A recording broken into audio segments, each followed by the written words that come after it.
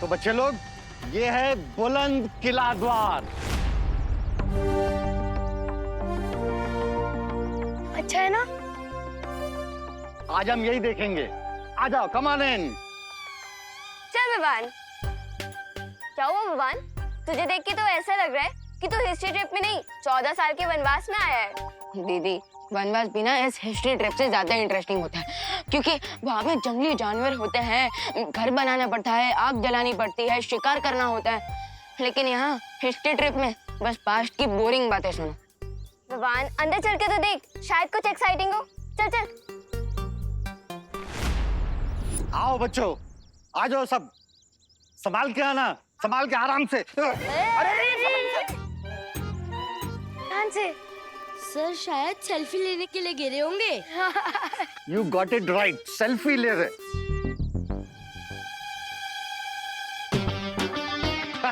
आइए आइए सर, आइए बच्चों। आ जाओ बच्चों, आगे आ जाओ। अरे अरे अरे सर, रे। आ जाओ, आ जाओ। वैसे विवान, मैं एक बात बोलूं? क्या दीदी? तो इस ट्रिप पे बोर नहीं होगा। कैसे? क्योंकि पाथोर सर के साथ कब क्या दुर्घटना घट जाए किसी को नहीं पता। वो इतना एक्सीडेंट प्रोन है कि उन्हीं से तेरा एडवेंचर हो जाएगा। यू आर राइट दीदी। तो चल, अब बोर मत हो और ट्रिप एंजॉय कर। खुशी, आई।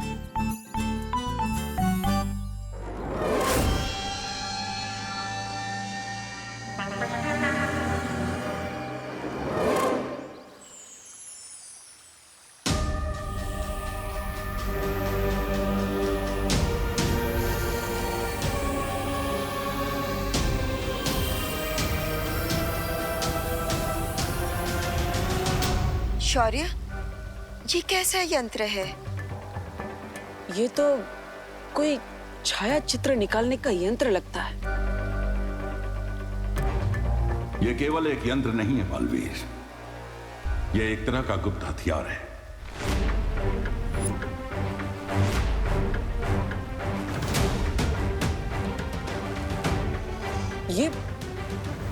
ये और एक गुप्त हथियार। लेकिन इस हथियार की मदद से ऐसा कौन सा आक्रमण किया है हम पर तिम्नासा ने, जिसका असर अभी तक दिख भी नहीं रहा?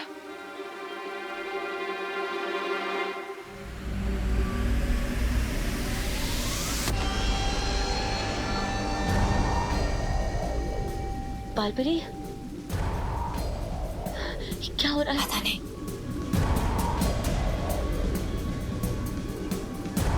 रियो, माँ,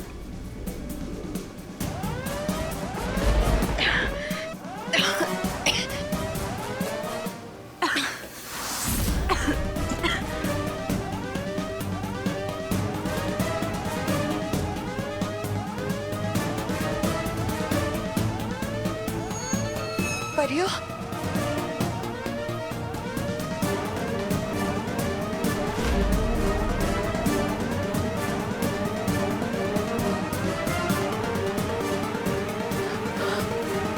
माँ,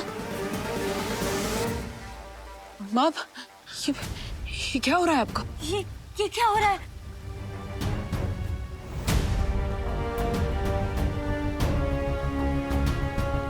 ये हमारे हेयर क्यों वाइट हो रहे हैं?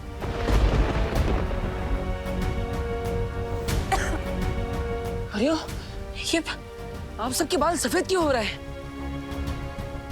शौर्य, परियां तो कभी वृद्ध नहीं होती है। कहीं ये तिम्नासा का आक्रमण तो नहीं है?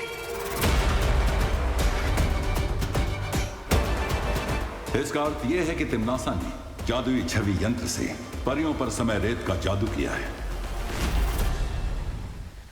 जैसे जैसे परियों की छवि इस रेत के नीचे दबती जाएगी, वैसे ही वहां उन असली परियों की उम्र हर एक पहर में 1000 साल तक बढ़ती चली जाएगी।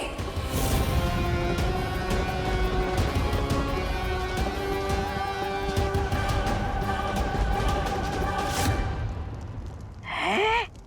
इसका मतलब परियां 2 पहर में 2000 साल बूढ़ी हो जाएगी और उनकी शक्तियां कमजोर होती जाएगी। हाँ, और जब रेत घड़ी का नीचे का हिस्सा पूरा भर जाएगा तब परियां उनकी सारी शक्तियां खत्म हो जाएंगी और वो आम इंसान की तरह हो जाएंगी, बूढ़ी।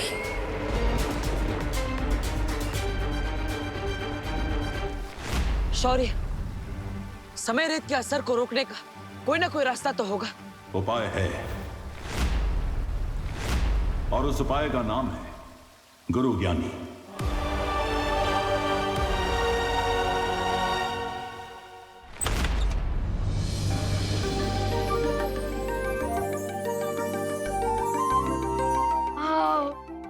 आ जाओ बच्चों।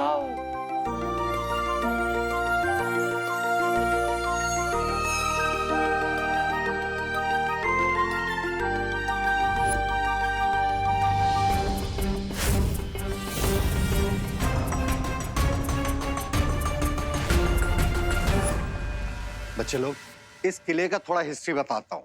मेनी इयर्स बैक इस किले में एक गुरु ज्ञानी थे और उन्हें हर टॉपिक का नॉलेज था, जैसे space, maths, philosophy, geography. Rinku, हमें पता है तुम्हारा नाम तो रिंकू ज्ञानी होना चाहिए, लेकिन इस ट्रिप पे टीचर मैं हूँ। Okay? Sorry sir, I am really sorry. Sorry guys. तो बच्चों, गुरु ज्ञानी के पास एक ऐसा सीक्रेट नॉलेज था जिसे अगर कोई गलत आदमी सीख लेता तो पूरी ह्यूमैनिटी के लिए डेंजर हो सकता था।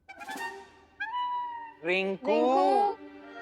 Sorry guys, sorry sorry sorry sir, carry on. तो गुरु ज्ञानी के इस सीक्रेट नॉलेज को कोई उनसे छीनना चाहता था। कौन सर? महाबली। गुरु ज्ञानी ने अपने इस शिष्य को अपनी सारी विद्याएं सिखाई थी, केवल एक विद्या छोड़ के। वो कौन सा सीक्रेट नॉलेज था पार्थो सर जो गुरु ज्ञानी महाबली को नहीं सिखाना चाहते थे? वो सीक्रेट नॉलेज था कभी बूढ़ा न होने की विद्या। कूल। उस विद्या को सीख के महाबली हमेशा के लिए यंग एंड पावरफुल रहना चाहता था, बट गुरु ज्ञानी को डर था कि कहीं उनका ये स्टूडेंट महाबली उस ज्ञान का, उस विद्या का गलत इस्तेमाल न करे। जब महाबली को वो सीक्रेट नॉलेज नहीं मिला तब उसने क्या किया? उसने एक अनथिंकेबल काम किया। महाबली ने अपने ही गुरु पर अटैक कर दिया और पूरे 1 महीने तक उन दोनों के बीच घमासान लड़ाई चली। 1 महीने तक? लेकिन शौर्य, मैंने तो सुना था कि गुरु ज्ञानी के पास अपने शत्रुओं के मन के विचार पढ़ने की शक्ति थी, तो फिर 1 महीने तक वो महाबली के साथ क्यों लड़ते रहे? क्योंकि उनका शिष्य महाबली बहुत ही चतुर था। उसने गुरु ज्ञानी के मन को पढ़ने वाली शक्ति का सामना करने के लिए एक विशेष कवच बना लिया था, जिसे पहनने के बाद गुरु ज्ञानी की शक्तियां उसके ऊपर काम नहीं कर सकती थी।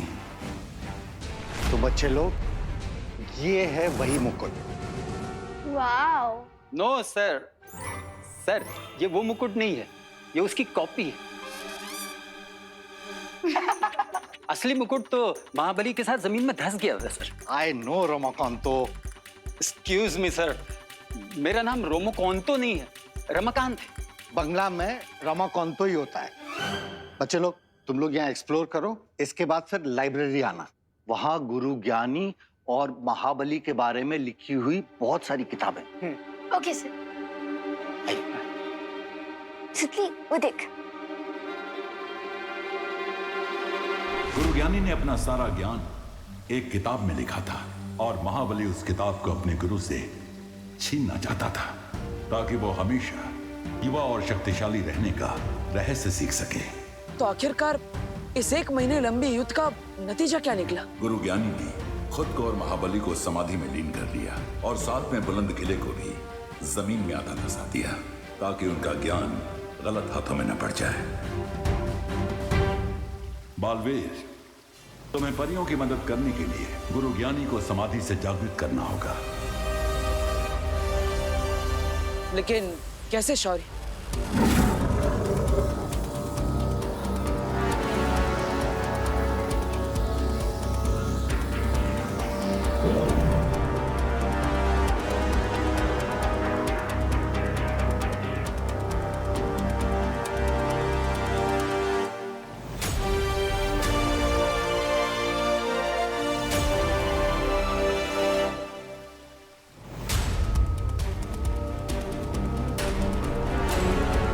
ये क्या है शौर्य? इस जीवक यंत्र से अगर तुम बुलंद किले के नीचे दबी गुरु ज्ञानी की समाधि को स्पर्श करोगे तो वो जागृत हो जाएंगे। जिसके बाद मैं उनसे समय रेत का तोड़ लूंगा और माँ और परियों को ठीक कर दूंगा। लेकिन इस जीवक यंत्र का स्पर्श गलती से भी महाबली को नहीं होना चाहिए, वरना अनर्थ हो जाएगा, क्योंकि उसके रक्षा कवच को वीरलोक के जादू से नहीं भेदा जा सकेगा।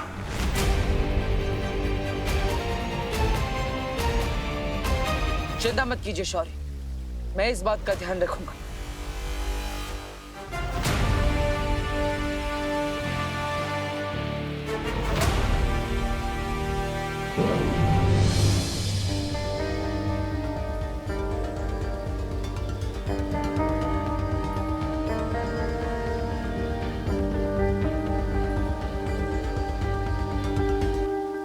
माँ, आशीर्वाद दीजिए कि मैं इस कार्य में सफल होकर लौटूं। अपना ध्यान रखना बालवीर।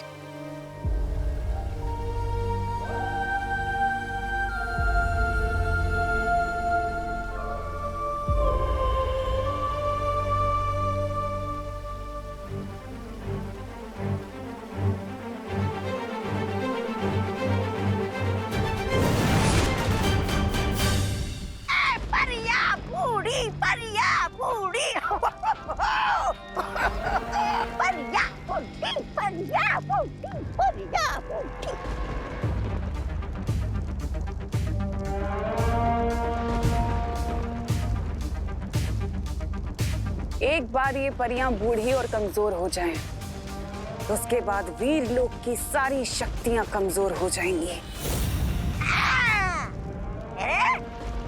भैरानी, आपको क्या लगता है कि बालवीर चुपचाप बैठा रहेगा और आपके ख्याली पुलाव को पकने देगा? नहीं, ऐसा मैं नहीं बोल रहा हूँ। मैं तो भैमार, तुम जाकर पता करो कि उस बालवीर ने शौर्य के साथ मिलकर मेरे इस जादू को तोड़ने का क्या तोड़ निकाला है। चिंता मत करो तमन्नासा, बालवीर के हर तोड़ को मैं तोड़ के रख दूंगा।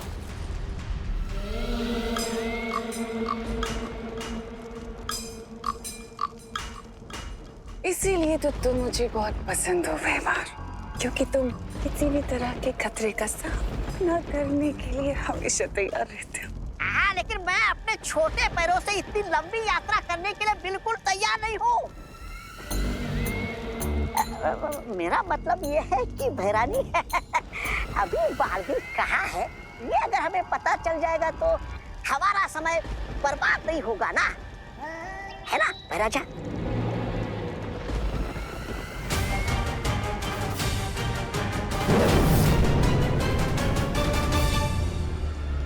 इस काले धुएं के पीछे जाओ, क्योंकि ये काला धुआं तुम्हें वहां तक ले जाएगा जहां पर बालवीर है।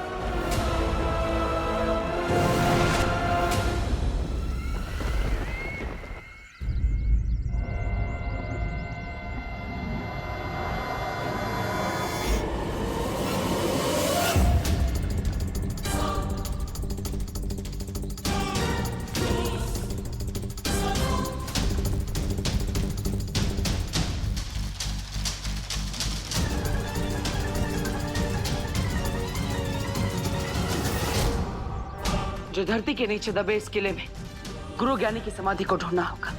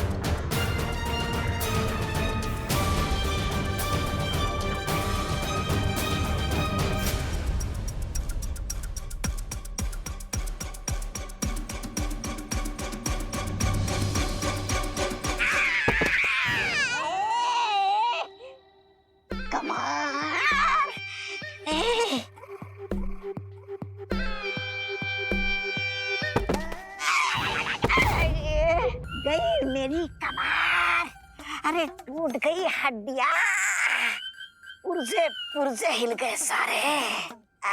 महाराजा, मैं क्या कहता हूँ, रात को थोड़ी मालिश बिलिश कर देंगे क्या मेरी? कमर टूट गई। बकवास बंद करो वरना गर्दन की हड्डी भी तोड़ दूंगा। मैं ठीक हूँ। मेरी कमर एकदम ठीक हो गई है।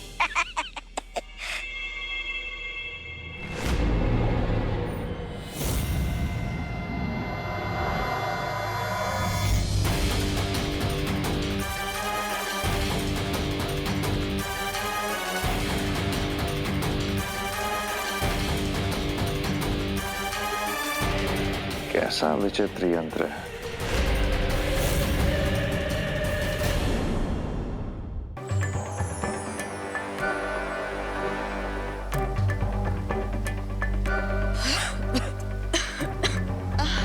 समयरेत जादू का बुरा असर अपेक्षा से भी अधिक तेजी से फैल रहा है। बालवीर के पास समय कम है, हर एक पल कीमती है। शौर्य, मुझे पूरा विश्वास है बालवीर जरूर सफल होकर आएगा।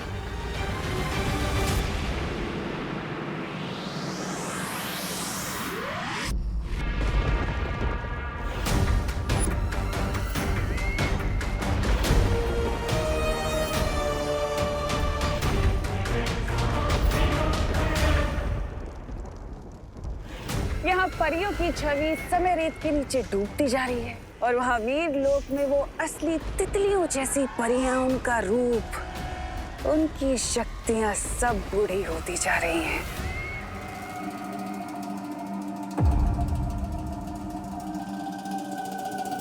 शौर्य ने कहा था कि जीवक यंत्र का स्पर्श गलती से भी महाबली को नहीं होना चाहिए। इसलिए गुरु ज्ञानी को ढूंढने के लिए मुझे सत्य खोजक यंत्र का इस्तेमाल करना होगा।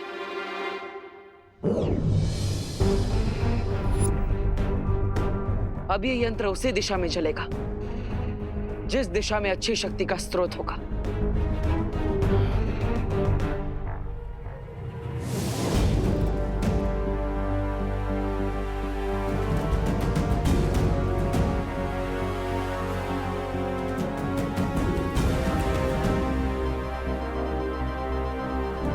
तो इस दिशा में है गुरु ज्ञानी की समाधि।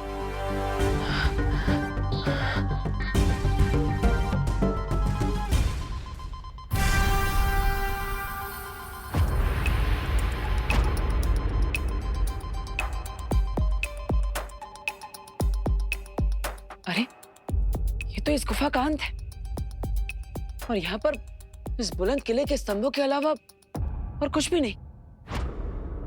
तो फिर गुरु ज्ञानी की समाधि कहां पर है?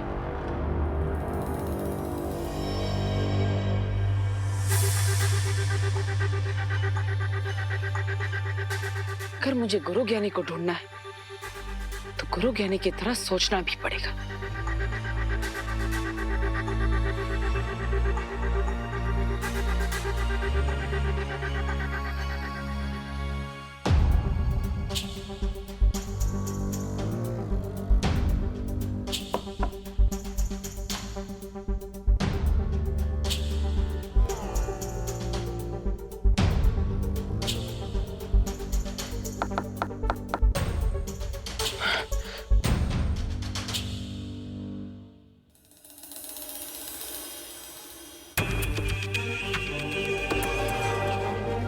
ऐसा भी तो हो सकता है कि गुरु ज्ञानी ने अपने आप को छुपाने के लिए अपनी समाधि ऐसी जगह पर बनाई हो जो नजरों के सामने हो पर दिखाई ना दे।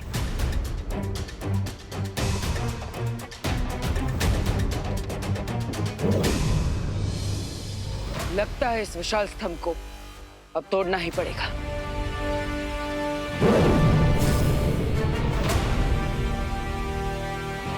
Yeah!